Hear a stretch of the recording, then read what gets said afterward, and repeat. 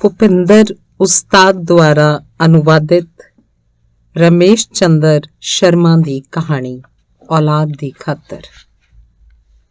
ਕੁਝ ਹੀ ਪਲਾਂ ਵਿੱਚ ਰੇਲ ਗੱਡੀ ਨਜ਼ਰਾਂ ਤੋਂ ਓਝਲ ਹੋ ਗਈ। ਪਲੇਟਫਾਰਮ ਉੱਤੇ ਸੁੰਨਮਸਾਨ ਹੋ ਗਈ। ਰਾਮ ਜੀ ਨੇ ਦੋਵੇਂ ਬਾਹਾਂ ਉੱਪਰ ਨੂੰ ਸਿੱਧੀਆਂ ਕਰਕੇ ਅਕੜੇਵਾਂ ਲਿਆ, ਜਿਵੇਂ ਸਫ਼ਰ ਦੀ ਥਕਾਵਟ ਲਾਉਣ ਦੀ ਕੋਸ਼ਿਸ਼ ਕੀਤੀ ਹੋਵੇ। ਲੰਬੇ ਸਫ਼ਰ ਨਾਲ ਜਿਵੇਂ ਉਸ ਦੇ ਜਿਸਮ ਦਾ ਜੋੜ ਹਿੱਲ ਗਿਆ ਹੋਵੇ। ਇਹ ਉਹਦੀ ਉਮਰ ਦਾ ਤਕਾਜ਼ਾ ਵੀ ਸੀ। ਰਾਤ ਬਹੁਤ ਬਾਕੀ ਸੀ। ਅਸਮਾਨ ਵੀ ਸਾਫ਼ ਨਹੀਂ ਸੀ, ਬੱਦਲਵਾਈ ਹੋਈ ਸੀ। ਗਿੱਲੀ ਜ਼ਮੀਨ ਦੱਸ ਰਹੀ ਸੀ ਕਿ ਥੋੜ੍ਹਾ ਚਿਰ ਪਹਿਲਾਂ ਹੀ ਮੀਂਹ ਪੈ ਕੇ ਹਟਿਆ। ਰੇਲਵੇ ਸਟੇਸ਼ਨ ਤੇ ਪਿੰਡ ਵਿਚਾਲੇ 5 ਮੀਲ ਦਾ ਪੈਂਡਾ ਸੀ। ਰਾਮ ਜੀ ਸੋਚਣ ਲੱਗ ਪਿਆ ਕਿ ਹੁਣੇ ਤੁਰ ਪਵਾਂ ਜਾਂ ਸਵੇਰ ਹੋਣ ਦੀ ਉਡੀਕ 'ਚ ਇੱਥੇ ਆਰਾਮ ਕਰ ਲਵਾਂ। ਉਹ ਕਿੰਨਾ ਚਿਰ ਇਸ ਦੁਚਿੱਤੀ 'ਚ ਫਸਿਆ ਰਿਹਾ। ਆਖਰ ਉਹਦਾ ਦਿਲ ਆਰਾਮ ਕਰਨ ਨੂੰ ਨਹੀਂ ਮੰਨਿਆ। ਉਹਨੂੰ ਲੱਗਾ ਜਿਵੇਂ ਪਿੰਡ ਦੀ ਮਿੱਟੀ ਮਾਂ ਵਾਂਗੂ ਉਹਨੂੰ ਆਵਾਜ਼ਾਂ ਮਾਰ ਕੇ ਜਲਦੀ ਬੁਲਾ ਰਹੀ ਹੋਵੇ। ਬੇਸ਼ੱਕ ਆਦਮੀ ਕਿੰਨਾ ਵੀ ਉਮਰ ਦਰਾਜ਼ ਹੋ ਜਾਏ, ਆਪਣੀ ਮਿੱਟੀ ਨਾਲ ਉਹਦਾ ਮੋਹ ਘੱਟ ਨਹੀਂ ਹੁੰਦਾ, ਸਗੋਂ ਵੱਧਦੀ ਉਮਰ ਨਾਲ ਮੋਹ ਆਪਣੀਆਂ ਜੜ੍ਹਾਂ ਨਾਲ ਹੋਰ ਵੀ ਡੂੰਘਾ ਹੋਈ ਜਾਂਦਾ ਹੈ। ਜਦੋਂ ਉਸਨੂੰ ਆਪਣੀ ਮੌਤ ਸਾਹਮਣੇ ਦਿਸ ਰਹੀ ਸੀ, ਉਦੋਂ ਇਹ ਵਿਚਾਰ ਉਹਦੇ ਮਨ 'ਚ ਆਇਆ ਸੀ ਕਿ ਸ਼ਾਇਦ ਅੰਤਿਮ ਸਮੇਂ ਆਪਣੀ ਮਿੱਟੀ ਆਪਣੀ ਕਿਸਮਤ ਵਿੱਚ ਹੈ ਨਹੀਂ। ਉਦੋਂ ਹੋਇਆ ਕੁਝ ਇਸ ਤਰ੍ਹਾਂ ਸੀ ਕਿ ਪਤਾ ਹੀ ਨਾ ਲੱਗਾ ਕਿੱਧਰੋਂ ਤੂਫਾਨ ਆ ਗਿਆ। ਉਸ ਤੂਫਾਨ ਨਾਲ ਪਹਾੜੀ ਦੇ ਵੱਡੇ ਵੱਡੇ ਪੱਥਰ ਪਾਣੀ ਨਾਲ ਉੱਪਰੋਂ ਰੁੜਨ ਲੱਗੇ। ਬਹੁਤ ਸਾਰੇ ਲੋਕ ਉਹਨਾਂ ਪੱਥਰਾਂ ਦੀ ਜਦ ਵਿੱਚ ਆ ਕੇ ਮਿੱਧੇ ਗਏ, ਮਰ ਗਏ। ਕਈ ਤਾਂ ਉਸ ਪਾਣੀ ਦੇ ਵਹਾਅ 'ਚ ਹੀ ਰੁੜ ਗਏ ਤੇ ਕਈ ਪੱਥਰਾਂ ਦੀ ਰੋਕ 'ਚ ਫਸ ਗਏ। ਰਾਮ ਜੀ ਵੀ ਇਸੇ ਤਰ੍ਹਾਂ ਵੱਡੇ ਪੱਥਰਾਂ 'ਚ ਫਸ ਗਿਆ ਸੀ। ਪਤਾ ਨਹੀਂ ਲੋਕ ਕਿੰਨੇ ਦਿਨ ਪੱਥਰਾਂ ਤੇ ਪਾਣੀ 'ਚ ਫਸੇ ਰਹੇ, ਬਿਨਾਂ ਅੰਨ ਖਾਧੇ ਪੀਤੇ। ਜਾਂ ਤਾਂ ਉੱਥੇ ਪਾਣੀ ਸੀ ਜਾਂ ਪਹਾੜਾਂ ਤੋਂ ਰੁੜ ਕੇ ਆਇਆ ਘਾਹ ਫੂਸ ਤੇ ਉਹਨਾਂ ਵਿੱਚ ਫਸੀਆਂ ਲਾਸ਼ਾਂ। ਜਾਨ ਨਾਲੋਂ ਕੀਮਤੀ ਤਾਂ ਬੰਦੇ ਕੋਲ ਹੋਰ ਕੁਝ ਨਹੀਂ ਹੁੰਦਾ। ਬਸ ਉਸ ਜਾਨ ਨੂੰ ਬਚਾਉਣ ਲਈ ਫਸੇ ਹੋਏ ਘਰ, ਫਸੇ ਹੋਏ ਲੋਕ ਘਾਹ ਫੂਸ ਹੀ ਖਾਂਦੇ ਰਹੇ ਤੇ ਗੰਦਾ ਪਾਣੀ ਪੀਂਦੇ ਰਹੇ। ਕਈ ਭੁੱਖੇ ਪਿਆਸੇ ਬੇਹੋਸ਼ ਹੋ ਗਏ। ਪਤਾ ਨਹੀਂ ਕਿੰਨੇ ਦਿਨਾਂ ਪਿੱਛੋਂ ਕਿਸ ਨੇ ਉਹਨਾਂ ਨੂੰ ਉੱਥੋਂ ਕੱਢਿਆ ਤੇ ਹਸਪਤਾਲ ਪਹੁੰਚਾਇਆ। ਉਹ ਕਿਸੇ ਕਸਬੇ ਦਾ ਛੋਟਾ ਜਿਹਾ ਹਸਪਤਾਲ ਸੀ। ਰਾਮ ਜੀ ਨੂੰ ਜਿਉਂਦੇ ਬਚ ਜਾਣ ਦਾ ਅਹਿਸਾਸ ਹੋਇਆ, ਪਰ ਕਮਜ਼ੋਰੀ ਕਰਕੇ ਉਸ ਤੋਂ ਉੱਠ ਨਹੀਂ ਸੀ ਹੁੰਦਾ। ਕਈ ਦਿਨਾਂ ਪਿੱਛੋਂ ਤੁਰਨ ਫਿਰਨ ਜੋਗਾ ਹੋਇਆ। ਹਸਪਤਾਲ ਵਾਲਿਆਂ ਨੇ ਉਹਨੂੰ ਪਿੰਡ ਬਾਰੇ ਪੁੱਛਿਆ, ਫਿਰ ਉਹਨਾਂ ਨੇ ਉਹਦਾ ਪਿੰਡ ਪਹੁੰਚਣ ਲਈ ਪ੍ਰਬੰਧ ਵੀ ਕਰ ਦਿੱਤਾ। ਰਾਮ ਜੀ ਸਵੇਰ ਹੋਣ ਦੀ ਉਡੀਕ ਨਾ ਕਰ ਸਕਿਆ ਤੇ ਸਟੇਸ਼ਨ ਤੋਂ ਬਾਹਰ ਨਿਕਲ ਕੇ ਪਿੰਡ ਦੇ ਰਾਹੇ ਪੈ ਗਿਆ। 70 ਸਾਲ ਦੀ ਉਮਰ, ਸਫ਼ਰ ਦੀ ਥਕਾਵਟ ਨਾਲ ਚੂਰ ਹੋਇਆ ਪਿਆ ਉਹਦਾ ਸਰੀਰ। ਪਰ ਛੇਤੀ ਆਪਣੇ ਘਰ ਪਹੁੰਚਣ, ਆਪਣੇ ਪਿਆਰਿਆਂ ਨੂੰ ਮਿਲਣ ਦੀ ਇੱਛਾ ਸ਼ਕਤੀ ਨੇ ਉਹਦੀ ਤੋਰ ਵਿੱਚ ਸੁਸਤੀ ਨਾ ਹੋਣ ਦਿੱਤੀ। ਦਿਮਾਗ ਪੁਰਾਣੀਆਂ ਯਾਦਾਂ ਨੂੰ ਤਾਜ਼ੀਆਂ ਕਰਨ ਲੱਗਾ, ਕਿਵੇਂ ਉਹ ਸਾਰੇ ਦੋਸਤ ਇਸ ਸਫ਼ਰ ਨੂੰ ਤੁਰੇ ਸਨ। ਐਤਕੀ 4-5 ਹਮ ਉਮਰ ਦੋਸਤਾਂ ਨੇ ਮਨ ਬਣਾ ਹੀ ਲਿਆ ਕਿ ਦੇਵ ਦਰਸ਼ਨ ਕਰਨਾ ਹੀ ਹੈ, ਭਾਵੇਂ ਕੁਝ ਵੀ ਹੋ ਜਾਏ। ਫੇਰ ਕੀ ਸੀ, ਤਿਆਰੀ ਕੀਤੀ ਤੇ ਆਪਣਾ ਸਾਜ਼ੋ ਸਮਾਨ ਝੋਲੇ ਡੰਡੇ ਲੈ ਕੇ ਤੁਰ ਪਏ। ਪਿੰਡ ਵਾਲਿਆਂ ਨੇ ਵੀ ਫੁੱਲਾਂ ਦੇ ਹਾਰ ਪਾ ਕੇ ਢੋਲ ਢਮੱਕੇ ਨਾਲ ਖੜਕਾ ਦੜਕਾ ਕਰਕੇ ਉਹਨਾਂ ਨੂੰ ਤੋਰਿਆ। ਕੁਝ ਤਾਂ ਪਿੰਡ ਦੀ ਜੂਹ ਤੱਕ ਗਏ ਤੇ ਕੁਝ ਸਮਝੌਤੀਆਂ ਦਿੰਦੇ ਸਟੇਸ਼ਨ ਤੱਕ ਆਏ ਸਨ। ਸੰਭਲ ਕੇ ਜਾਣਾ, ਕਿਸੇ ਨਾਲ ਝਗੜਾ ਨਹੀਂ ਕਰਨਾ, ਆਪਣੇ ਖਾਣ ਪੀਣ ਦਾ ਵੀ ਖਿਆਲ ਰੱਖਣਾ, ਭੁੱਖੇ ਰਹਿ ਕੇ ਬਿਮਾਰ ਹੀ ਨਾ ਹੋ ਜਾਣਾ। ਪਤਾ ਨਹੀਂ ਹੋਰ ਕੀ ਬਜ਼ੁਰਗੀ ਭਰੀਆਂ ਨਸੀਹਤਾਂ ਦਿੱਤੀਆਂ ਸਨ। ਸ਼ਹਿਰੋਂ ਸ਼ਹਿਰ ਘੁੰਮਦੇ, ਇਸ਼ਨਾਨ ਧਿਆਨ ਕਰਦੇ ਰਾਮ ਜੀ ਹੁਰੇ ਭੋਲੇਨਾਥ ਦੇ ਦੁਆਰੇ ਪਹੁੰਚੇ ਹੀ ਸਨ ਕਿ ਪ੍ਰਤੱਖ ਪਰਲੋ ਆ ਗਈ। ਪਤਾ ਹੀ ਨਾ ਲੱਗਾ ਕਿ ਮਿੰਟਾਂ 'ਚ ਹੀ ਕੌਣ ਕਿੱਧਰ ਗੁਆਚ ਗਿਆ, ਕੌਣ ਰੁੜ ਗਿਆ, ਕੌਣ ਬਚ ਗਿਆ। ਦੇਖਦੇ ਇਮਾਰਤਾਂ ਢਹਿ ਢੇਰੀ ਹੋਣ ਲੱਗੀਆਂ। ਕਦੋਂ ਪਾਣੀ ਦਾ ਵਹਾਅ ਕਿਸ ਨੂੰ ਕਿੱਥੇ ਰੋੜ ਕੇ ਲੈ ਗਿਆ, ਉਹਨਾਂ ਪਲਾਂ ਨੂੰ ਯਾਦ ਕਰਦਿਆਂ ਰਾਮ ਜੀ ਦਾ ਰੋਮ ਕੰਬ ਗਿਆ। ਲਓ ਜੀ, ਪਿੰਡ ਆ ਗਿਆ। ਪਿੰਡ ਦੇਖ ਕੇ ਰਾਮ ਜੀ ਦੀਆਂ ਅੱਖਾਂ ਛਲਕ ਪਈਆਂ। ਉਹਨੇ ਪਰਮਾਤਮਾ ਦਾ ਧੰਨਵਾਦ ਕੀਤਾ, ਜਿਹਦੀ ਕਿਰਪਾ ਨਾਲ ਉਹ ਜਿਉਂਦੇ ਜੀ ਕਈ ਮਹੀਨਿਆਂ ਪਿੱਛੋਂ ਆਪਣੇ ਘਰ ਆ ਸਕਿਆ। ਰਾਮ ਜੀ ਨੇ ਘਰ ਦੇ ਬੂਹੇ ਦਾ ਕੁੰਡਾ ਹੌਲੀ ਜਿਹੇ ਖੜਕਾਇਆ ਤਾਂ ਕਿ ਕਿਸੇ ਗੁਆਂਢੀ ਨੂੰ ਬੇਆਰਾਮੀ ਨਾ ਹੋਵੇ। ਹਨੇਰੇ 'ਚ ਚੰਗੀ ਤਰ੍ਹਾਂ ਦਿਸ ਨਹੀਂ ਸੀ ਰਿਹਾ। ਅੰਦਰ ਕੁਝ ਖੜਕਾ ਜਿਹਾ ਹੋਇਆ। ਕੌਣ ਹੈ? ਅੰਦਰੋਂ ਪੁੱਤਰ ਨੇ ਪੁੱਛਿਆ। ਮੈਂ ਆ ਰਾਮ ਜੀ, ਤੇਰਾ ਪਿਤਾ। ਰਾਮ ਜੀ ਨੇ ਜਵਾਬ ਦਿੱਤਾ ਤਾਂ ਬੂਹਾ ਖੁੱਲਿਆ। ਪਿਤਾ ਜੀ ਤੁਸੀਂ? ਪੁੱਤਰ ਹੈਰਾਨ ਹੋਇਆ ਦੇਖਣ ਲੱਗਾ। ਹਾਂ, ਕਹਿੰਦਾ ਹੋਇਆ ਰਾਮ ਜੀ ਡਿਉੜੀ ਲੰਘ ਕੇ ਬੈਠਕ 'ਚ ਜਾ ਬੈਠਾ। ਬਹੂ, ਪੋਤੀ, ਪੋਤਾ ਸੁੱਤੇ ਹੋਣਗੇ, ਰਾਮ ਜੀ ਨੇ ਅਨੁਮਾਨ ਲਾਇਆ, ਨਹੀਂ ਤਾਂ ਉਹਨਾਂ ਆ ਹੀ ਜਾਣਾ ਸੀ। ਪਿਓ ਪੁੱਤ ਗੱਲਾਂ ਕਰਨ ਲੱਗੇ। ਆਵਾਜ਼ ਸੁਣ ਕੇ ਨੂੰਹ ਵੀ ਜਾਗ ਪਈ। ਬੂਹੇ 'ਚ ਖੜੀ ਹੈਰਾਨੀ ਨਾਲ ਸਹੁਰੇ ਨੂੰ ਗੱਲਾਂ ਕਰਦਿਆਂ ਦੇਖਣ ਲੱਗੀ। ਫਿਰ ਸ਼ਾਇਦ ਉਹਨੂੰ ਨੂੰਹ ਵਾਲੇ ਫਰਜ਼ ਦਾ ਅਹਿਸਾਸ ਹੋਇਆ। ਉਹਨੇ ਅੱਗੇ ਹੋ ਕੇ ਸਹੁਰੇ ਦੇ ਪੈਰੀਂ ਹੱਥ ਲਾਇਆ। ਰਾਮ ਜੀ ਨੇ ਉਹਦੇ ਸਿਰ ਤੇ ਹੱਥ ਰੱਖ ਕੇ ਆਸ਼ੀਰਵਾਦ ਦਿੱਤੀ। ਨੂੰਹ ਝੱਟ ਦੇਣੀ ਰਸੋਈ 'ਚ ਜਾ ਕੇ ਸਹੁਰੇ ਲਈ ਚਾਹ ਬਣਾ ਕੇ ਲਿਆਈ। ਫਿਰ ਫਟਾਫਟ ਉਹਨੇ ਰਾਮ ਜੀ ਲਈ ਬੈਠਕ ਵਿੱਚ ਹੀ ਬਿਸਤਰਾ ਵਿਛਾ ਦਿੱਤਾ। ਚਾਹ ਪੀ ਕੇ ਰਾਮ ਜੀ ਲੰਮੇ ਪੈ ਗਏ। ਨੂੰਹ ਪੁੱਤ ਆਪਣੇ ਕਮਰੇ 'ਚ ਚਲੇ ਗਏ। ਕੋਈ ਅੱਧਾ ਘੰਟਾ ਬੀਤ ਗਿਆ, ਪਰ ਰਾਮ ਜੀ ਨੂੰ ਨੀਂਦ ਨਾ ਆਈ। ਆਖਰ ਉਹ ਇਹ ਸੋਚ ਕੇ ਉੱਠ ਪਏ ਕਿ ਘਰ ਦੇ ਪਿਛਲੇ ਪਾਸੇ ਬਗੀਚੀ ਵਿੱਚ ਕੁਝ ਚਿਰ ਘੁੰਮ ਲੈਣ ਨਾਲ ਸ਼ਾਇਦ ਨੀਂਦ ਆ ਜਾਏ। ਬਗੀਚੀ ਵਿੱਚ ਜਾ ਕੇ ਉਹਨਾਂ ਨੂੰ ਬਹੂ ਬੇਟੇ ਦੇ ਕਮਰੇ ਵਿੱਚੋਂ ਬਾਰੀ ਥਾਣੀ ਕੁਝ ਖੁਸਰ ਫੁਸਰ ਸੁਣੀ। ਬੇਟਾ ਕਹਿ ਰਿਹਾ ਸੀ, ਚੰਗਾ ਹੋਇਆ ਪਿਤਾ ਜੀ ਆ ਗਏ। ਚੰਗਾ ਤਾਂ ਹੋਇਆ, ਪਰ ਹੁਣ ਮੁਆਵਜ਼ੇ ਦਾ ਕੀ ਬਣੂ? ਨੂੰਹ ਦੇ ਚਿੰਤਾ ਭਰੇ ਬੋਲ ਸਨ। ਨਹੀਂ ਮਿਲੂ ਨਾ ਮਿਲੇ, ਹੋਰ ਇਦੋਂ ਵੱਧ ਕੀ ਹੋਊ? ਪੁੱਤਰ ਨੇ ਖਿੱਚ ਕੇ ਜਵਾਬ ਦਿੱਤਾ। ਫਿਰ ਆਸ਼ਾ ਦੇ ਵਿਆਹ ਦਾ ਕਿਵੇਂ ਹੋਊ? ਬਹੂ ਦਾ ਸਵਾਲ ਸੀ। ਕਰਜ਼ਾ ਲੈ ਲਵਾਂਗੇ, ਹੋਰ ਕੀ ਹੋ ਸਕਦਾ ਹੈ? ਬੇਟਾ ਕਹਿ ਰਿਹਾ ਸੀ। ਗੱਲਾਂ ਬੰਦ ਹੋ ਗਈਆਂ। ਮੌਨ ਪਸਰ ਗਿਆ। ਇਹ ਗੱਲ ਨਹੀਂ ਸੀ ਕਿ ਰਾਮ ਜੀ ਨੂੰ ਗੱਲ ਦੀ ਸਮਝ ਨਹੀਂ ਸੀ ਪਈ। ਉਹ ਸਾਰੀ ਗੱਲ ਸਮਝ ਗਏ ਸਨ ਕਿ ਨੂੰਹ ਪੁੱਤ ਸੋਚ ਰਹੇ ਸਨ ਕਿ ਮਰ ਗਏ ਜਾਂ ਗੁਆਚ ਗਏ ਵਿਅਕਤੀ ਦੇ ਮੁਆਵਜ਼ੇ ਦਾ ਜੋ ਕਲੇਮ ਉਹਨਾਂ ਕੀਤਾ ਹੋਇਆ ਹੈ, ਉਸ ਦੇ ਇੱਥੇ ਰਹਿੰਦਿਆਂ ਉਹਨਾਂ ਨੂੰ ਕਿਵੇਂ ਮਿਲੇਗਾ। ਫੈਸਲਾ ਹੁਣ ਰਾਮ ਜੀ ਨੇ ਕਰਨਾ ਸੀ, ਹੁਣੇ, ਇਸੇ ਸਮੇਂ। ਉਹਨੂੰ ਅਜੇ ਤੱਕ ਨੂੰਹ ਪੁੱਤ ਤੋਂ ਬਿਨਾਂ ਹੋਰ ਕਿਸੇ ਨੇ ਨਹੀਂ ਸੀ ਦੇਖਿਆ।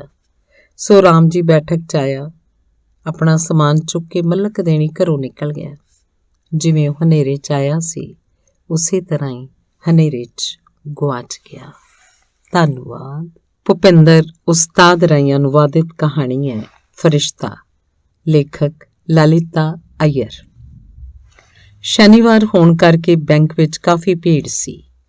ਕੈਸ਼ ਕਾਊਂਟਰ ਉੱਤੇ ਬੈਠੀ ਲੀਨਾ ਦਾ ਮਨ ਅੱਜ ਬਹੁਤ ਉਲਝਿਆ ਹੋਇਆ ਸੀ। ਸਵੇਰੇ ਘਰ 'ਚ ਹੋਈ ਗੱਲਬਾਤ ਨੇ ਉਹਦੇ ਦਿਮਾਗ 'ਚ ਖਲਲ ਪਾ ਦਿੱਤਾ ਸੀ। ਪਤੀ ਨੇ ਕਿਹਾ ਸੀ ਭੈਣ ਨੇ ਆਉਣਾ ਹੈ, ਉਹਨੂੰ ਬੇਟੇ ਦੇ ਕਾਲਜ ਵਿੱਚ ਦਾਖਲੇ ਲਈ 50,000 ਰੁਪਏ ਚਾਹੀਦੇ ਹਨ, ਤੂੰ ਯਾਦ ਨਾਲ ਕਢਾ ਲਿਆਵੀਂ। ਲੀਨਾ ਸੋਚ ਰਹੀ ਸੀ ਉਹਦੇ 2 ਸਰਮਾਏਦਾਰ ਦਿਓਰ ਹਨ, ਤਾਂ ਵੀ ਉਹ ਹਮੇਸ਼ਾ ਭਰਾ ਕੋਲੋਂ ਹੀ ਮਦਦ ਮੰਗਦੀ ਹੈ।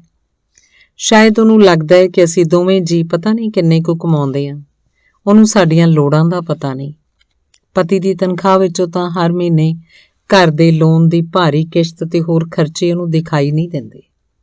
ਸ਼ੀਸ਼ੇ ਦੇ ਪਰਦੇ ਵਿੱਚੋਂ ਬਾਹਰ ਝਾਕਦਿਆਂ ਉਹਦੀ ਨਜ਼ਰ ਲੰਬੀ ਲਾਈਨ ਵੱਲ ਗਈ ਤਾਂ ਉਹਨੇ ਇਹਨਾਂ ਵਿਚਾਰਾਂ ਨੂੰ ਝਟਕਾ ਦੇ ਕੇ ਦਿਮਾਗ 'ਚੋਂ ਕੱਢਿਆ ਤੇ ਫੁਰਤੀ ਨਾਲ ਗਾਹਕ ਭੁਗਤਾਉਣ ਲੱਗੀ।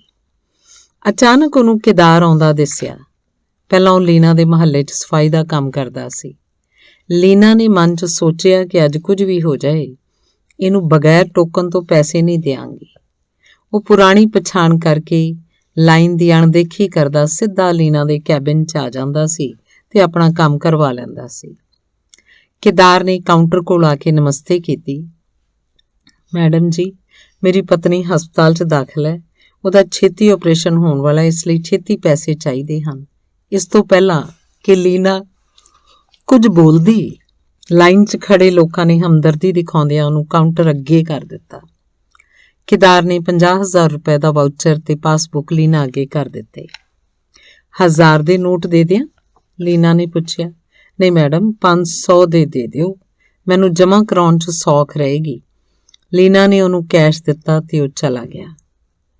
ਆਖਰੀ ਗਾਹਕ ਤੋਰ ਕੇ ਲੀਨਾ ਕੰਪਿਊਟਰ ਤੇ ਹਿਸਾਬ ਜੋੜਨ ਲੱਗੀ ਤਾਂ ਉਹਦੇ ਹੋਸ਼ ਉੱਡ ਗਏ। ਮੱਥੇ ਦੀਆਂ ਨਾੜਾਂ ਫੈਲ ਗਈਆਂ। ਹਿਸਾਬ 'ਚ 50,000 ਰੁਪਏ ਘਟਦੇ ਸਨ। ਉਹਨੂੰ ਸਮਝ ਨਾ ਲੱਗੇ ਉਹ ਕਿਵੇਂ ਹੋ ਗਿਆ। ਮੈਡਮ ਜੀ, ਕੋਈ ਕੇਦਾਰਨਾਥ ਨਾਮ ਦਾ ਆਦਮੀ ਬਹੁਤ ਜ਼ਰੂਰੀ ਹੁਣੇ ਮਿਲਣਾ ਚਾਹੁੰਦਾ ਹੈ, ਗਾਰਡ ਨੇ ਲੀਨਾ ਨੂੰ ਕਿਹਾ। ਹਾਂ, ਭੇਜ ਦਿਓ ਉਹਨੂੰ ਅੰਦਰ। ਕੇਦਾਰ ਤੇਜ਼ੀ ਨਾਲ ਅੰਦਰ ਆਇਆ। ਮੈਡਮ ਜੀ, ਤੁਸੀਂ ਗਲਤੀ ਨਾਲ ਮੈਨੂੰ 500 ਦੀ ਥਾਂ 1000 ਰੁਪਏ ਦੀ ਥੱਦੀ ਦੇ ਦਿੱਤੀ। ਮੈਂ ਹਸਪਤਾਲ ਜਾ ਕੇ ਦੇਖਿਆ ਤਾਂ ਮੇਰੇ ਹੋਸ਼ ਉੱਡ ਗਏ। ਮੈਂ ਸੋਚਿਆ ਤੁਸੀਂ ਪਰੇਸ਼ਾਨ ਹੋਗੇ, ਇਸ ਲਈ ਮੈਂ ਪੈਸੇ ਜਮ੍ਹਾਂ ਕਰਾ ਕੇ ਇੱਧਰ ਨੂੰ ਆ ਗਿਆ। ਕੇਦਾਰ ਨੇ 50,000 ਰੁਪਏ ਲੀਨਾ ਅੱਗੇ ਢੇਰੀ ਕਰ ਦਿੱਤੇ। ਅੱਛਾ ਮੈਡਮ ਜੀ, ਮੈਂ ਚੱਲਦਾ, ਘਰ ਵਾਲੀ ਦਾ ਆਪਰੇਸ਼ਨ ਹੋਣ ਵਾਲਾ ਹੈ। ਲੀਨਾ ਹੈਰਾਨ ਹੋਈ, ਅਵਾਕ ਉਸ ਵੱਲ ਦੇਖਦੀ ਰਹਿ ਗਈ। ਕੇਦਾਰ ਉਹਨੂੰ ਕਿਸੇ ਫਰਿਸ਼ਤੇ ਨਾਲੋਂ ਘੱਟ ਨਹੀਂ ਸੀ ਲੱਗ ਰਿਹਾ। ਜਸਵਿੰਦਰ ਸ਼ਰਮਾ ਦੀ ਕਹਾਣੀ। ਪ੍ਰਚਾਰ ਅਨੁਵਾਦਕ ਭੁਪਿੰਦਰ ਉਸਤਾਦ। ਇੱਕ ਨੇਤਾ ਦੀ ਸੜਕ ਹਾਦਸੇ 'ਚ ਮੌਤ ਹੋ ਗਈ। ਉਹਦੀ ਆਤਮਾ ਨੂੰ ਯਮਦੂਤਾਂ ਨੇ ਦੇਵਨਗਰੀ ਦੇ ਗੇਟ ਅੱਗੇ ਯਾਦ ਸੁੱਟਿਆ। ਕੁਝ ਦੇਰ ਪਿੱਛੋਂ ਇੱਕ ਅਧਿਕਾਰੀ ਆਇਆ। ਉਹਨੇ ਖਚਰਾ ਹਾਸਾ ਹੱਸਦਿਆਂ ਨੇਤਾ ਜੀ ਨੂੰ ਕਿਹਾ, ਸ੍ਰੀਮਾਨ ਜੀ, ਤੁਹਾਡੇ ਵਰਗੇ VIP ਬੰਦਿਆਂ ਵਾਸਤੇ ਇੱਥੇ ਸਾਡੇ ਕੋਲ ਬਹੁਤ ਹੀ ਖਾਸ ਪ੍ਰਬੰਧ ਕਰ ਰੱਖਿਆ ਹੈ। ਪਹਿਲਾਂ ਅਸੀਂ ਤੁਹਾਨੂੰ ਇੱਕ ਦਿਨ ਨਰਕ ਦੀ ਸੈਰ ਕਰਵਾਵਾਂਗੇ ਤੇ ਦੂਸਰੇ ਦਿਨ ਸਵਰਗ ਦੀ ਸੈਰ ਤੁਹਾਨੂੰ ਕਰਵਾਈ ਜਾਏਗੀ। ਫਿਰ ਤੁਸੀਂ ਸੋਚ ਕੇ ਆਪ ਫੈਸਲਾ ਕਰਨਾ ਕਿ ਤੁਸੀਂ ਨਰਕ 'ਚ ਰਹਿਣਾ ਪਸੰਦ ਕਰੋਗੇ ਜਾਂ ਸਵਰਗ ਵਿੱਚ। ਅਫਸਰ ਦੀ ਗੱਲ ਸੁਣ ਕੇ ਨੇਤਾ ਬਹੁਤ ਖੁਸ਼ ਹੋਇਆ ਕਿ ਫੈਸਲਾ ਤਾਂ ਆਪਣੇ ਹੀ ਹੱਥ 'ਚ ਹੈ। ਉਹ ਅਫਸਰ ਦੇ ਨਾਲ ਤੁਰ ਪਿਆ। ਅਫਸਰ ਨੇਤਾ ਨੂੰ ਇੱਕ ਲਿਫਟ ਰਾਹੀਂ ਨਰਕ 'ਚ ਲੈ ਗਿਆ। ਨਰਕ ਦਾ ਨਜ਼ਾਰਾ ਵੇਖ ਨੇਤਾ ਜੀ ਦੀਆਂ ਵਾਛਾਂ ਖਿੜ ਗਈਆਂ। ਸਾਹਮਣੇ ਹਰਾ ਭਰਾ ਗੋਲਫ ਦਾ ਮੈਦਾਨ ਸੀ। ਮੈਦਾਨ 'ਚ ਕਲੱਬ ਦਾ ਦਫ਼ਤਰ ਸੀ। ਉੱਥੇ ਨੇਤਾ ਜੀ ਨੂੰ ਕਈ ਪੁਰਾਣੇ ਦੋਸਤ ਮਿਲ ਗਏ, ਜਿਨ੍ਹਾਂ 'ਚ ਔਰਤਾਂ ਵੀ ਸਨ। ਇਹਨਾਂ ਸਾਰਿਆਂ ਨੇ ਹਲਕੇ ਲਈ ਘੁਟਾਲੇ ਕਰਕੇ ਕਰੋੜਾਂ ਰੁਪਇਆ ਕਮਾਇਆ ਸੀ। ਔਰਤਾਂ ਨਾਲ ਕਈ ਸਾਂਝਾਂ ਪਾਈਆਂ ਸਨ। ਨੇਤਾ ਨੂੰ ਜਵਾਨੀ ਦੇ ਦਿਨ ਯਾਦ ਆ ਗਏ, ਕਿਵੇਂ ਉਹ ਕਲੱਬਾਂ 'ਚ ਜਾ ਕੇ ਮਸਤੀ ਭਰਿਆ ਆਨੰਦ ਲੈਂਦੇ ਸਨ। ਉਹਨਾਂ ਸਾਰਿਆਂ ਨੇ ਨੇਤਾ ਜੀ ਨੂੰ ਜੀ ਆਇਆਂ ਕਿਹਾ ਤੇ ਵਾਰੀ-ਵਾਰੀ ਗਲੇ ਮਿਲੇ। ਰਾਤ ਨੂੰ ਬੜੇ ਸੁਆਦੀ ਖਾਣੇ ਖਾਣ ਨੂੰ ਮਿਲੇ। ਨੇਤਾ ਜੀ ਦਾ ਬੇਮੌਕੇ ਮਰਨ ਦਾ ਦੁੱਖ ਦੂਰ ਹੋ ਗਿਆ। ਉਹਨਾਂ ਦਾ ਸਾਰਾ ਗਮ ਖੁਸ਼ੀ 'ਚ ਬਦਲ ਗਿਆ। ਉਹ ਸਾਰੀ ਰਾਤ ਔਰਤਾਂ ਨਾਲ ਚੋਚਲੇ ਕਰਦੇ ਰਹੇ ਤੇ ਆਨੰਦ ਲੈਂਦੇ ਰਹੇ। ਉਹਨਾਂ ਨੂੰ ਪਤਾ ਹੀ ਨਾ ਲੱਗਾ ਕਿ ਕਦੋਂ ਸੂਰਜ ਨੇ ਖਿੜਕੀ ਵਿੱਚ ਦੀ ਅੰਦਰ ਝਾਤ ਮਾਰੀ ਤੇ ਉੱਠਣ ਵਾਸਤੇ ਕਿਹਾ। ਉਸੇ ਵੇਲੇ ਯਮਦੂਤ ਨੇ ਵੀ ਸਵਰਗ ਵਿੱਚ ਜਾਣ ਦੀ ਆਵਾਜ਼ ਦੇ ਦਿੱਤੀ। ਨੇਤਾ ਜੀ ਫਟਾਫਟ ਉੱਠੇ ਕਿ ਸਵਰਗ ਵਿੱਚ ਤਾਂ ਇਦੋਂ ਵੱਧ ਨਜ਼ਾਰੇ ਹੋਣਗੇ। ਉਹ ਯਮਦੂਤ ਦੇ ਪਿੱਛੇ ਹੋ ਤੁਰੇ। ਕਾਫੀ ਦੇਰ ਤੱਕ ਲਿਫਟ ਉੱਪਰ ਜਾਂਦੀ ਰਹੀ।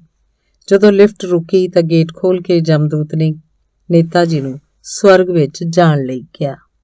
ਸਵਰਗ ਵੈਸੇ ਤਾਂ ਬਹੁਤ ਵਧੀਆ ਥਾਂ ਸੀ, ਪਰ ਨੇਤਾ ਜੀ ਦੀ ਪਸੰਦ ਦਾ ਉੱਥੇ ਕੁਝ ਵੀ ਦਿਸ ਨਹੀਂ ਸੀ ਰਿਹਾ।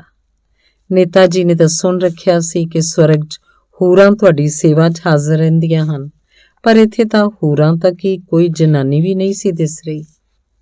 ਹੋਰ ਵੀ ਉਹਨਾਂ ਦੀ ਲੋੜ ਦਾ ਕੋਈ ਸਮਾਨ ਉਹਨਾਂ ਨੂੰ ਨਹੀਂ ਸੀ ਦਿਸ ਰਿਹਾ। ਉਦਾਸ ਹੋ ਗਏ। ਉਹਨਾਂ ਦੀਆਂ ਅੱਖਾਂ ਅੱਗੇ ਰਾਤ ਦੇ ਨਜ਼ਾਰੇ ਘੁੰਮਣ ਲੱਗੇ। ਉਹ ਯਮਦੂਤ ਨਾਲ ਕਲੱਬ ਦੇ ਦਫ਼ਤਰ 'ਚ ਆ ਗਏ। ਉੱਥੇ ਵੀ ਕੋਈ ਖੁਸ਼ੀ ਭਰੀ ਖਬਰ ਉਹਨਾਂ ਨੂੰ ਨਹੀਂ ਮਿਲੀ। ਉਹਨਾਂ ਨੂੰ ਇੱਕ ਫਾਰਮ ਦਿੱਤਾ ਗਿਆ ਜਿਸ 'ਚ ਉਹਨਾਂ ਇਹ ਭਰਨਾ ਸੀ ਕਿ ਉਹ ਸਵਰਗ 'ਚ ਰਹਿਣਾ ਚਾਹੁੰਦੇ ਹਨ ਜਾਂ ਨਰਕ ਵਿੱਚ। ਉਹਨਾਂ ਲਿਖ ਦਿੱਤਾ ਕਿ ਉਹ ਨਰਕ 'ਚ ਰਹਿ ਕੇ ਹੀ ਖੁਸ਼ ਹਨ। ਯਮਦੂਤ ਉਹਨਾਂ ਨੂੰ ਵਾਪਸ ਨਰਕ ਦੇ ਗੇਟ ਕੋਲ ਲੈ ਗਿਆ। ਨੇਤਾ ਜੀ ਨੇ ਖੁਸ਼ੀ 'ਚ ਬੜੀ ਤੇਜ਼ੀ ਨਾਲ ਗੇਟ ਖੋਲ੍ਹਿਆ ਤੇ ਅੰਦਰ ਲੰਘ ਗਏ। ਗੇਟ ਬੰਦ ਹੋ ਗਿਆ। ਇਹ ਕੀ? ਇੱਥੇ ਦਾ ਤਾਂ ਸਾਰਾ ਨਜ਼ਾਰਾ ਹੀ ਬਦਲਿਆ ਹੋਇਆ। ਨੇਤਾ ਜੀ ਹੈਰਾਨੀ ਨਾਲ ਆਲੇ ਦੁਆਲੇ ਦੇਖਣ ਲੱਗੇ। ਉੱਥੇ ਨਾ ਤਾਂ ਗੋਲਫ ਦਾ ਮੈਦਾਨ ਸੀ ਤੇ ਨਾ ਹੀ ਕਲੱਬ, ਨਾ ਔਰਤਾਂ, ਨਾ ਉਹ ਰੰਗ ਰਲੀਆਂ ਦਾ ਮਾਹੌਲ। ਉੱਥੇ ਤਾਂ ਹੁਣ ਹਰ ਪਾਸੇ ਗੰਦਗੀ ਦੇ ਢੇਰ ਨਜ਼ਰ ਆ ਰਹੇ ਸਨ। ਨੇਤਾ ਜੀ ਨੇ ਆਲੇ ਦੁਆਲੇ ਨਜ਼ਰ ਮਾਰੀ ਤਾਂ ਉਹਨਾਂ ਨੇ ਇੱਕ ਬੰਦੇ ਨੂੰ ਚੀਥੜੇ ਪਾਈ ਗੰਦਗੀ ਦੀ ਟੋਕਰੀ ਚੁੱਕੀ ਆਪਣੇ ਵੱਲ ਆਉਂਦੇ ਦੇਖਿਆ। ਨੇਤਾ ਨੇ ਉਹਨੂੰ ਰਾਤ ਦੇ ਨਜ਼ਾਰਿਆਂ ਬਾਰੇ ਪੁੱਛਿਆ। ਬਾਕੀ ਸਾਰੇ ਕਿੱਥੇ ਗਏ ਨੇ? ਨੇਤਾ ਨੇ ਤਲਖੀ ਨਾਲ ਉਹਨੂੰ ਕਿਹਾ। ਇਹਨੇ ਨੂੰ ਸ਼ੈਤਾਨ ਹੱਸਦਾ ਹੋਇਆ ਸਾਹਮਣੇ ਆ ਕੇ ਖੜਾ ਹੋ ਗਿਆ। ਕੀ ਸੋਚ ਰਹੇ ਹੋ ਨੇਤਾ ਜੀ? ਉਹਨੇ ਸਵਾਲ ਕੀਤਾ। ਕੱਲ ਜੋ ਕੁਝ ਦੇਖਿਆ ਸੀ ਅੱਜ ਕਿੱਥੇ ਗਿਆ? ਜਨਾਬ, ਕੱਲ ਅਸੀਂ ਨਰਕ ਦੇ ਪੱਖ 'ਚ ਤੁਹਾਡਾ ਵੋਟ ਲੈਣ ਲਈ ਕਿਰਾਏ ਦੇ ਬੰਦਿਆਂ ਕੋਲੋਂ ਪ੍ਰਚਾਰ ਕਰਵਾਇਆ ਸੀ। ਉਹਦਾ ਹੀ ਨਤੀਜਾ ਹੈ ਕਿ ਤੁਸੀਂ ਸਾਨੂੰ ਸੇਵਾ ਦਾ ਮੌਕਾ ਦੇ ਰਹੇ ਹੋ। ਹੁਣ ਅਸੀਂ ਤੁਹਾਡਾ ਖੂਨ ਪੀਆਂਗੇ। ਨੇਤਾ ਜੀ ਨੂੰ ਪਹਿਲੀ ਵਾਰ ਮਹਿਸੂਸ ਹੋਇਆ ਕਿ ਧਰਤੀ ਉੱਤੇ ਜਦ ਅਸੀਂ ਚੁਣਾਵੀ ਪ੍ਰਚਾਰ ਵਿੱਚ ਜਨਤਾ ਨੂੰ ਸਬਜ਼ ਬਾਗ ਦਿਖਾਉਂਦੇ ਹਾਂ ਤੇ ਚੋਣਾਂ ਤੋਂ ਪਿੱਛੋਂ ਜਿੱਤ ਕੇ ਮੁੱਕਰ ਜਾਂਦੇ ਹਾਂ ਤਾਂ ਜਨਤਾ ਨੂੰ ਵੀ ਇੱਦਾਂ ਹੀ ਮਹਿਸੂਸ ਹੁੰਦਾ ਹੋਏਗਾ। ਧੰਨਵਾਦ। ਦੁਰ ਮੁਹੰਮਦ ਕਾਸ਼ੀ ਦੀ ਲਿਖੀ ਪਸ਼ਤੋ ਕਹਾਣੀ ਹੈ, ਸੰਨ 2035। ਅਨੁਵਾਦਕ ਭੁਪਿੰਦਰ ਉਸਤਾਦ। 16 ਸਾਲਾ ਖੁਸ਼ ਸ਼ਕਲ ਖੂਬਸੂਰਤ ਨੌਜਵਾਨ ਅਕਮਲ ਖਾਨ ਨੇ ਆਪਣੀ 14 ਸਾਲਾਂ ਦੀ ਜਵਾਨ ਭੈਣ ਜ਼ਰਲਿਸ਼ਤਾ ਦੇ ਨਾਲ ਸ਼ਾਖਾ ਨਾਮੀ ਪਿੰਡ, ਜੋ ਕੋਟਾ ਚਮਨ ਵਾਲੀ ਸੜਕ ਤੋਂ 8 ਕਿਲੋਮੀਟਰ ਦੇ ਫਾਸਲੇ ਤੇ ਹੈ, ਉੱਥੋਂ ਪੈਦਲ ਹੀ ਪੱਕੀ ਸੜਕ ਤੱਕ ਪਹੁੰਚੇ। ਉਹਨਾਂ ਨੇ 8 ਕਿਲੋਮੀਟਰ ਦਾ ਰਸਤਾ 2 ਘੰਟੇ 'ਚ ਮੁਕਾਇਆ। ਉਹਨਾਂ ਨੂੰ ਪੱਕੀ ਸੜਕ ਤੇ ਖੜੇ ਰਹਿ ਕੇ ਬਹੁਤ ਦੇਰ ਬੱਸ ਦੀ ਉਡੀਕ ਕਰਨੀ ਪਈ। ਇਸ ਲੰਬੀ ਉਡੀਕ ਤੋਂ ਜ਼ਰਲਿਸ਼ਤਾ ਨੂੰ ਬਹੁਤ ਤਕਲੀਫ ਹੋਈ, ਕਿਉਂਕਿ ਇੱਕ ਤਾਂ ਉਹ ਗੁਰਦੇ ਦੇ ਦਰਦ ਤੋਂ ਬੇਹਾਲ ਸੀ, ਦੂਜਾ ਖੜੇ ਰਹਿ ਕੇ ਬੱਸ ਦੀ ਉਡੀਕ ਨੇ ਉਹਨੂੰ ਦੁਖੀ ਕਰ ਦਿੱਤਾ। ਇਸ ਤੋਂ ਉੱਤੇ ਕਰੇਲੇ ਨੂੰ ਨਿੰਮ ਦੀ ਪਾਣ ਇਹ ਕਿ ਵੋਲਦਿਕ ਵਾਲੇ ਪਾਸਿਓਂ ਉੱਡਦੀ ਹੋਈ ਸੁਰਖ ਰੇਤ ਵਾਲੀ ਠੰਡੀ ਹਵਾ ਜਨਵਰੀ ਦੇ ਮਹੀਨੇ 'ਚ ਇਸ ਖੁੱਲ੍ਹੇ ਮੈਦਾਨ 'ਚ ਇੱਕ ਪਲ ਖੜੇ ਹੋਣਾ ਵੀ ਮੁਸੀਬਤ ਦਾ ਕਹਿਰ ਸੀ। ਜਦੋਂ ਵੀ ਹਵਾ ਦਾ ਬੁੱਲਾ ਆਉਂਦਾ, ਜ਼ਰਲਿਸ਼ਤਾ ਦੇ ਮੂੰਹ ਤੋਂ ਬੁਰਕੇ ਦਾ ਪਰਦਾ ਉੱਠ ਜਾਂਦਾ ਤੇ ਉਹਦਾ ਮੂੰਹ ਨੰਗਾ ਹੋ ਜਾਂਦਾ। ਭਰਾ ਕਹਿਰ ਭਰੀਆਂ ਨਜ਼ਰਾਂ ਨਾਲ ਉਸ ਵੱਲ ਦੇਖਦਾ। ਜ਼ਰਲਿਸ਼ਤਾ ਇਹਨਾਂ ਘੂਰਦੀਆਂ ਅੱਖਾਂ ਦਾ ਮਤਲਬ ਸਮਝਦੀ ਸੀ। ਉਹ ਝੱਟ ਦੇਣੀ ਬੁਰਕਾ ਠੀਕ ਕਰਕੇ ਆਪਣਾ ਮੂੰਹ ਲੁਕਾਉਣ ਦੀ ਕੋਸ਼ਿਸ਼ ਕਰਦੀ ਤੇ ਡਰਦੀ ਹੌਲੀ ਆਵਾਜ਼ ਨਾਲ ਬੁੜਬੁੜਾਉਂਦੀ। 2-3 ਵਾਰ ਤਾਂ ਅਕਮਲ ਨੇ ਇਸ ਦ੍ਰਿਸ਼ ਨੂੰ ਠੰਡੇ ਦਿਮਾਗ ਨਾਲ ਸਹਾਰਿਆ, ਪਰ ਜਦੋਂ ਅਗਲੀ ਵਾਰ ਠੰਡੀ ਹਵਾ ਦੇ ਬੁੱਲੇ ਨਾਲ ਮੂੰਹ ਤੋਂ ਪਰਦਾ ਉੱਡਿਆ ਤੇ ਮੂੰਹ ਨੰਗਾ ਹੋ ਗਿਆ ਤਾਂ ਜ਼ਰਲਿਸ਼ਤਾ ਨੇ ਬੁੜਬੁੜ ਕਰਦਿਆਂ ਛੇਤੀ ਦੇਣੀ ਮੂੰਹ ਢੱਕਣ ਦੀ ਕੋਸ਼ਿਸ਼ ਕੀਤੀ, ਪਰ ਅਕਮਲ ਦਾ ਸਬਰ ਖਤਮ ਹੋ ਗਿਆ।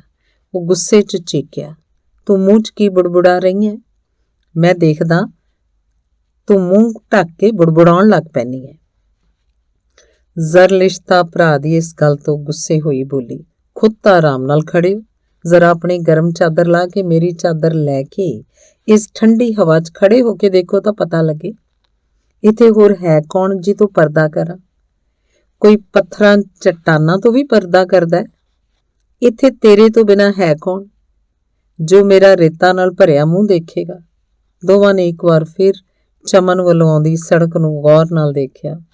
ਬਹੁਤ ਦੂਰ ਇੱਕ ਟਰੈਕਟਰ ਆਉਂਦਾ ਦਿਸਿਆ। ਦੋਵੇਂ ਲੰਬੀ ਉਡੀਕ ਕਰਦੇ ਉਕਤਾ ਗਏ ਸਨ। ਜ਼ਰਲਿਸ਼ਤਾ ਨੇ ਆਪਣੇ ਭਰਾ ਨੂੰ ਪੁੱਛਿਆ, ਇਹ ਕਮਬਖਤ ਬਸ ਅੱਜ ਕਿਉਂ ਨਹੀਂ ਆ ਰਹੀ? ਮੈਨੂੰ ਕੀ ਪਤਾ ਹੈ ਅੱਜ ਕੀ ਮੁਸੀਬਤ ਆਈ ਹੈ। ਇਸ ਸੜਕ ਤੇ ਤਾਂ ਬੱਸਾਂ ਦੀ ਲਾਈਨ ਲੱਗੀ ਰਹਿੰਦੀ ਸੀ। ਜੇ ਤੇਰੀ ਸਲਾਹ ਹੋਵੇ ਤਾਂ ਉਹ ਸਾਰੇ ਟਰੈਕਟਰ ਤੇ ਚੱਲੀਏ। ਦੁਖੀ ਹੋਏ ਅਕਮਲ ਨੇ ਭੈਣ ਤੋਂ ਪੁੱਛਿਆ।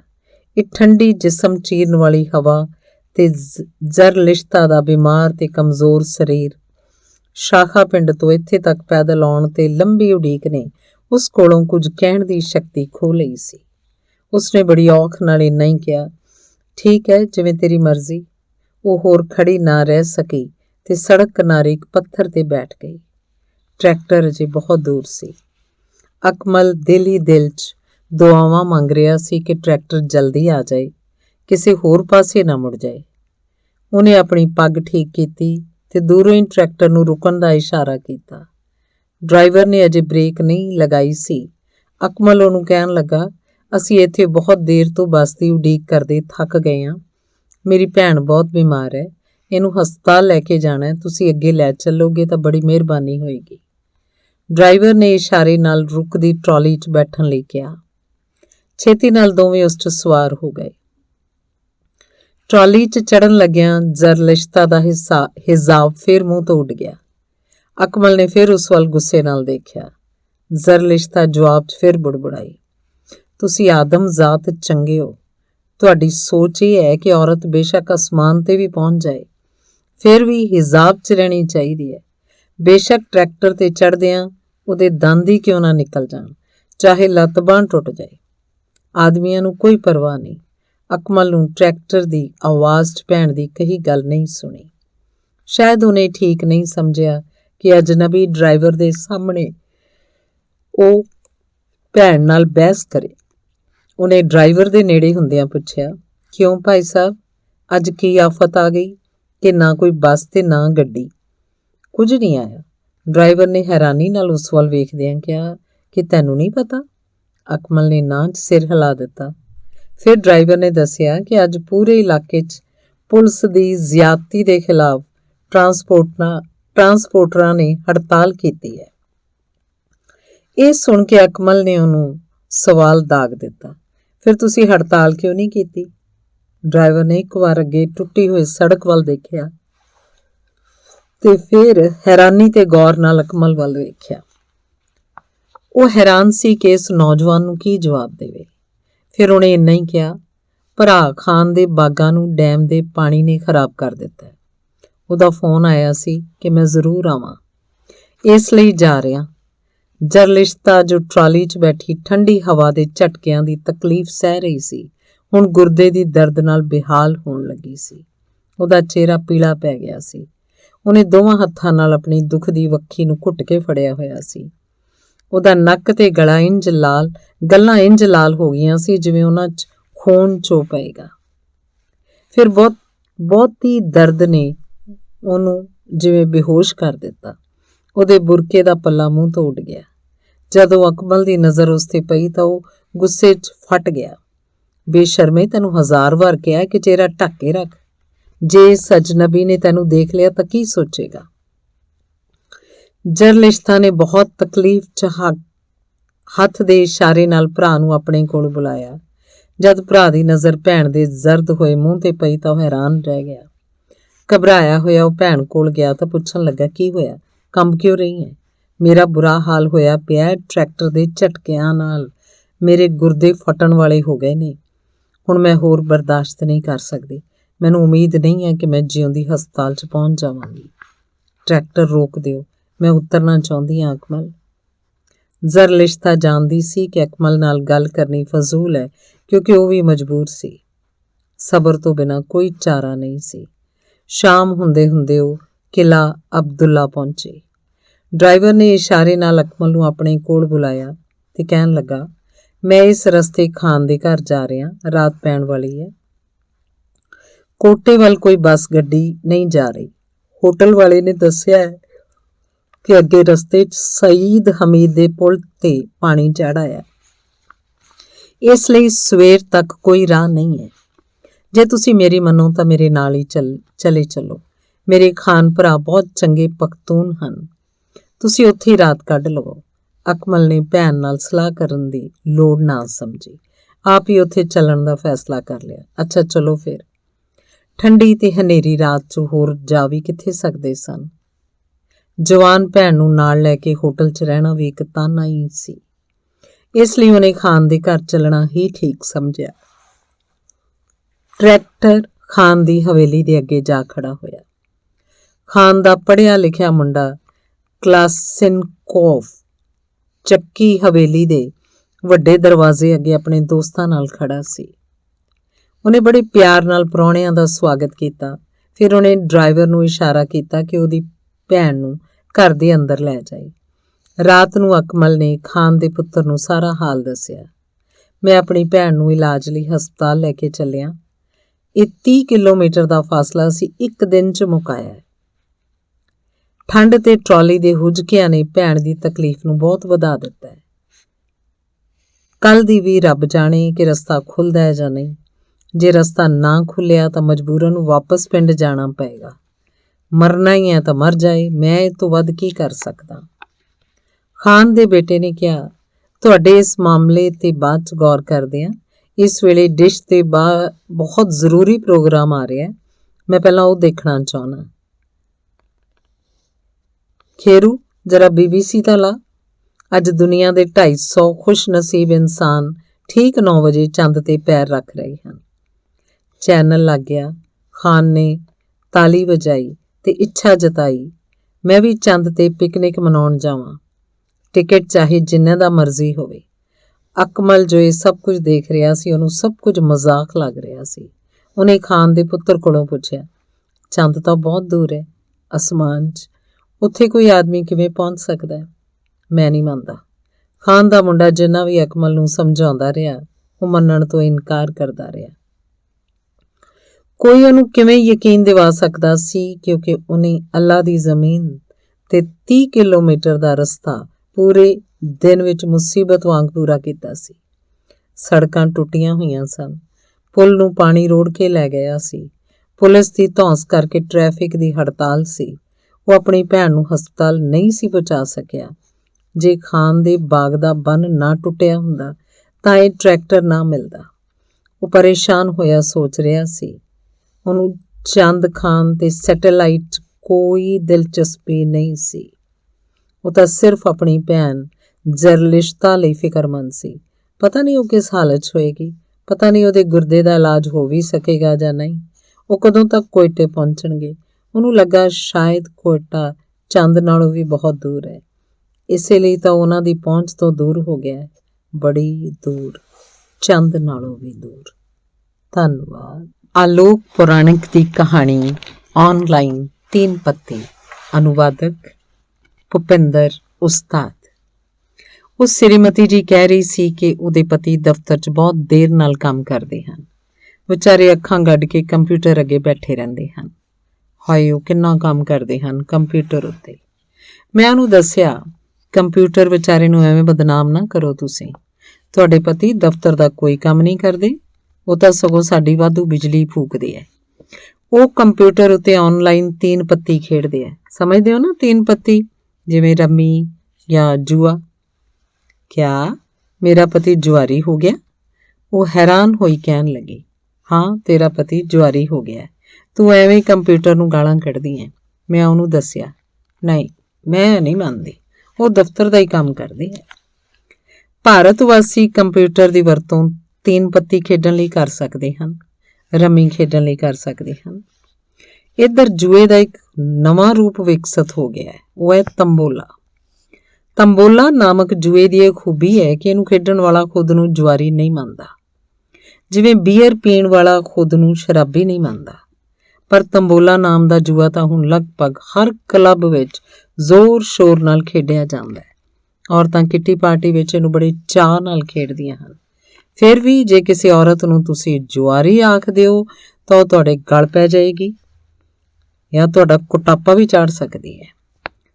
ਤੰਬੋਲੇ ਦਾ ਜੂਏ 'ਚ ਉਹ ਸਥਾਨ ਹੈ ਜੋ ਸ਼ਰਾਬ ਵਿੱਚ ਬੀਅਰ ਦਾ। ਹੁਣ ਤਾਂ ਤੰਬੋਲਾ ਵੀ ਰਮੀ ਵਾਂਗੂ ਆਨਲਾਈਨ ਹੋ ਗਿਆ ਹੈ। ਆਨਲਾਈਨ ਦੇ ਨਾਮ ਉੱਤੇ ਪਤਾ ਨਹੀਂ ਕੀ ਹੋ ਰਿਹਾ ਹੈ, ਜਾਂ ਇਦਾਂ ਕਹਿ ਲਓ ਕਿ ਕੀ ਨਹੀਂ ਹੋ ਰਿਹਾ। ਬੰਦਾ 6 ਘੰਟੇ ਫਸਿਆ ਕੰਪਿਊਟਰ ਵਿੱਚ ਤੇ ਘਰ ਵਾਲੇ ਸਮਝਦੇ ਆ ਕਿ ਪਤਾ ਨਹੀਂ ਉਹਨੇ ਕਿੰਨਾ ਵੱਡਾ ਕੰਮ ਕਰ ਲਿਆ, ਕਿਹੜਾ ਪਹਾੜ ਚਾ ਲਿਆ। ਬਾਅਦ 'ਚ ਪਤਾ ਲੱਗਾ ਕਿ ਜਨਾਬ ਰੰਮੀ ਖੇਡ ਰਹੇ ਸੀ ਕੰਪਿਊਟਰ ਉੱਤੇ। ਕਿਸੇ ਦਾ ਚਰਿੱਤਰ ਪਤਾ ਕਰਨਾ ਹੋਵੇ ਤਾਂ ਉਹਦਾ ਮੋਬਾਈਲ ਤੇ ਕੰਪਿਊਟਰ ਦੇਖ ਲਓ, ਪੂਰਾ ਜਗਰਾਫੀਆ ਪਤਾ ਲੱਗ ਜਾਏਗਾ। ਕਿਸੇ ਦਾ ਚਰਿੱਤਰ ਮੋਬਾਈਲ ਦੀ ਉਸ ਹਿਸਟਰੀ ਵਿੱਚ ਦਫਨ ਹੁੰਦਾ ਜੋ ਉਹਨੇ ਡਿਲੀਟ ਕਰ ਦਿੱਤੀ ਹੁੰਦੀ ਹੈ। ਕਿਹੜੀ ਵੈਬਸਾਈਟ ਤੋਂ ਉਹ ਹੋ ਕੇ ਆਇਆ ਹੈ, ਇਹ ਪਤਾ ਅਗਰ ਸਾਰਿਆਂ ਨੂੰ ਲੱਗ ਜਾਏ ਤਾਂ ਕਈ ਲੋਕ ਉਹਨੇ ਸ਼ਰੀਫ ਨਾ ਲੱਗਣ ਜੋ ਜਿੰਨੇ ਉਹ ਦਿਸ ਰਹੇ ਹੈ। ਕੰਪਿਊਟਰ ਮੋਬਾਈਲ ਆਪਣੇ ਮਾਲਕਾਂ ਦੇ ਚਰਿੱਤਰ ਦਾ ਵਿਸਥਾਰ ਹੀ ਤਾਂ ਹੁੰਦੇ ਨੇ। ਆਨਲਾਈਨ 3 ਪੱਤੀ ਖੇਡਣ ਵਾਲੇ ਇੱਕ ਸੱਜਣ ਨੂੰ ਮੈਂ ਕਿਹਾ, ਸੱਚਮੁੱਚ ਹੀ ਖੇਡ ਲਿਆ ਕਰੋ 3 ਪੱਤੀ, ਤਾਂ ਕੀ ਫਰਕ ਪੈਂਦਾ? ਸ਼੍ਰੀਮਾਨ ਜੀ, ਸੱਚਮੁੱਚ 3 ਪੱਤੀ ਖੇਡਣ ਵਾਲਿਆਂ ਨੂੰ ਆਮ ਤੌਰ ਤੇ ਲੋਕ ਚੰਗੀ ਨਜ਼ਰ ਨਾਲ ਨਹੀਂ ਵੇਖਦੇ। ਕਿਸੇ ਦਰਖਤ ਹੇਠਾਂ ਬੋਰੀ ਵਿਛਾ ਕੇ ਲੋਕ ਤਾਸ਼ ਫੈਂਟ ਰਹੇ ਹੋਣ ਤਾਂ ਦੇਖਣ ਵਾਲੇ ਸਮਝਦੇ ਆ ਕਿ ਬੇਰੁਜ਼ਗਾਰ ਵਿਹਲੜ ਲੋਕ ਜੂਆ ਖੇਡ ਰਹੇ ਹੈ, ਨਾਲ ਮੋਟੀਆਂ 4 ਗਾਲਾਂ ਵੀ ਕੱਢ ਦਿੰਦੇ ਆ। ਪਰ ਇਹੋ ਕੰਮ ਜਦੋਂ ਬੰਦਾ 20-25 ਹਜ਼ਾਰ ਦੇ ਕੰਪਿਊਟਰ ਅੱਗੇ ਬੈਠਾ ਸਿਰ ਝੁਕਾ ਕੇ ਕਰਦਾ ਹੋਵੇ ਤਾਂ ਦੇਖਣ ਵਾਲਾ ਸਮਝਦਾ ਹੈ, ਹਾਏ ਦੇਖੋ ਕਿੰਨਾ ਕੰਮ ਵਿੱਚ ਲੀਨ ਹੈ, ਇਹਨੂੰ ਡਿਸਟਰਬ ਨਾ ਕਰੋ। ਕੰਪਿਊਟਰ ਚਕਮਾ ਦੇਣ ਲਈ ਬਹੁਤ ਕੰਮ ਆਉਂਦਾ ਹੈ। ਆਫਲਾਈਨ ਜੋ ਕੰਮ ਨਿੰਦਕ ਹੈ ਉਹ ਸਾਰੇ ਕੰਮ ਲੈਪਟਾਪ ਕੰਪਿਊਟਰ ਉੱਤੇ ਕਿੰਨੇ ਭਰੋਸੇ ਤੇ ਸਨਮਾਨਜਨਕ ਤਰੀਕੇ ਨਾਲ ਹੋ ਜਾਂਦੇ ਹੈ। ਕੰਪਿਊਟਰ ਬਹੁਤ ਚਮਤਕਾਰੀ ਚੀਜ਼ ਹੈ। ਤੁਸੀਂ ਗੌਰ ਕਰੋ, ਕੋਈ ਫਰਜ਼ੀ ਫਾਈਨੈਂਸ਼ੀਅਲ ਸਕੀਮ ਵੇਚਣ ਵਾਲਾ, ਐਸੀ ਬੀਮਾ ਪਾਲਿਸੀ ਵੇਚਣ ਵਾਲਾ ਜਿਸ ਪਾਲਿਸੀ ਵਿੱਚ ਵੇਚਣ ਵਾਲੇ ਨੂੰ ਬਹੁਤ ਤੇ ਖਰੀਦਣ ਵਾਲੇ ਨੂੰ ਬਿਲਕੁਲ ਵੀ ਲਾਭ ਨਾ ਹੋਵੇ, ਉਹ ਸਭ ਲੋਕ ਹੁਣ ਲੈਪਟਾਪ ਰੱਖਣ ਲੱਗ ਪਏ ਹੈ। ਲੈਪਟਾਪ ਨਾਲ ਬੰਦੇ ਦੀ ਪਰਸਨੈਲਿਟੀ 'ਚ ਇੱਕ ਖਾਸ ਕਿਸਮ ਦਾ ਭਰੋਸਾ ਆ ਜਾਂਦਾ ਹੈ। ਆਮ ਝੂਠ ਬੋਲਣ ਨਾਲ ਬੰਦਾ ਫੜ ਹੋ ਜਾਂਦਾ ਹੈ, ਪਰ ਜੇ ਝੂਠ ਨੂੰ ਕੰਪਿਊਟਰ ਵਿੱਚ ਦੀ ਲਗਾ ਕੇ ਗਣਿਤ ਦੇ ਹਿਸਾਬ ਨਾਲ ਤਾਮ-ਝਾਮ ਵਾਲਾ ਬਣਾ ਦਿੱਤਾ ਜਾਏ ਤੇ ਸੋਨੇ ਤੇ ਸੁਹਾਗਾ ਉਸ ਵਿੱਚ ਪਾਵਰ ਪੁਆਇੰਟ ਪ੍ਰੈਜੈਂਟੇਸ਼ਨ ਲਾ ਦਿੱਤਾ ਜਾਏ ਤਾਂ ਮਾਮਲਾ ਇੱਕਦਮ 100% ਸੱਚਾ ਲੱਗਣ ਲੱਗ ਪੈਂਦਾ ਹੈ। ਜੇ ਤੁਸੀਂ ਕਿਸੇ ਨੂੰ ਕਹੋ ਕਿ ਤੁਹਾਡਾ ਲਗਾਇਆ ਧਨ 2 ਸਾਲ 'ਚ 5 ਗੁਣਾ ਹੋ ਜਾਏਗਾ ਤਾਂ ਸ਼ਾਇਦ ਹੀ ਕੋਈ ਤੁਹਾਡੀ ਗੱਲ ਦਾ ਯਕੀਨ ਕਰੇ, ਪਰ ਜੇ ਕੰਪਿਊਟਰ ਉੱਤੇ ਉਂਗਲਾਂ ਮਾਰ ਕੇ ਇਹ ਕਹੋ ਕਿ ਤੁਹਾਡਾ ਲਗਾਇਆ ਧਨ ਹਰ ਸਾਲ 25.78% ਦੀ ਰਫ਼ਤਾਰ ਨਾਲ ਵਧੇਗਾ ਤਾਂ ਹੁਸ਼ਿਆਰ ਤੋਂ ਹੁਸ਼ਿਆਰ ਬੰਦਾ ਵੀ ਤੁਹਾਡੀ ਗੱਲ ਦਾ ਯਕੀਨ ਕਰ ਲਏਗਾ। ਲੈਪਟਾਪ ਪ੍ਰੈਜੈਂਟੇਸ਼ਨ ਹੁਸ਼ਿਆਰ ਲੋਕਾਂ ਵੱਲੋਂ ਹੁਸ਼ਿਆਰੀ ਨਾਲ ਬੇਵਕੂਫ ਬਣਾਉਣ ਦਾ ਵਧੀਆ ਔਜ਼ਾਰ ਹੈ। ਇਹ ਚੱਲ ਵੀ ਖੂਬ ਰਿਹਾ ਹੈ। ਕੰਪਿਊਟਰ ਲੋਕਾਂ ਨੂੰ ਬੇਵਕੂਫ ਬਣਾਉਣ ਵਿੱਚ ਬਹੁਤ ਹੀ ਵਧੀਆ ਕੰਮ ਕਰ ਰਿਹਾ ਹੈ। ਬੱਚੇ ਮਾਂ ਨੂੰ ਕਹਿੰਦੇ ਹਨ, ਮਾਂ ਮੈਨੂੰ ਨਾ ਬੁਲਾਈ, ਮੇਰਾ ਪ੍ਰੋਜੈਕਟ ਵਰਕ ਚੱਲ ਰਿਹਾ ਹੈ, ਮੈਂ ਅੱਜ ਲੈਪਟਾਪ ਉੱਤੇ 8 ਘੰਟੇ ਕੰਮ ਕਰਨਾ ਹੈ। 8 ਘੰਟੇ ਦਾ ਕਿਹੜਾ ਪ੍ਰੋਜੈਕਟ ਵਰਕ ਚੱਲ ਰਿਹਾ ਹੈ, ਇਹ ਪੁੱਛਣਾ ਮੁਸ਼ਕਿਲ ਹੈ, ਕਿਉਂਕਿ ਅੱਗੋਂ ਜਵਾਬ ਮਿਲ ਸਕਦਾ ਹੈ ਕਿ ਤੁਹਾਨੂੰ ਨਵੀਂ ਤਕਨੀਕ ਦੀ ਸਮਝ ਤਾਂ ਕੋਈ ਹੈ ਨਹੀਂ, ਕਿਉਂ ਮੇਰਾ ਟਾਈਮ ਖਰਾਬ ਕਰਦੇ ਹੋ। ਨਵੇਂ ਬੱਚੇ ਗਿਆਨੀ ਹਨ, ਉਹਨਾਂ ਨੂੰ ਸਭ ਪਤਾ ਹੈ, ਪਰ ਹੁਣ ਤਾਂ ਪੁਰਾਣੇ ਵੀ ਗਿਆਨੀ ਹੋ ਰਹੇ ਹਨ। ਉਹ ਵੀ ਕੰਮ ਦੀ ਆੜ ਵਿੱਚ 3 ਪੱਤੀ ਨੂੰ ਹੱਥ ਮਾਰਨ ਲੱਗ ਪਏ ਹਨ। ਰੱਬ ਬਚਾਏ ਅਜਿਹੇ ਕੰਮਾਂ ਤੋਂ। ਧੰਨਵਾਦ।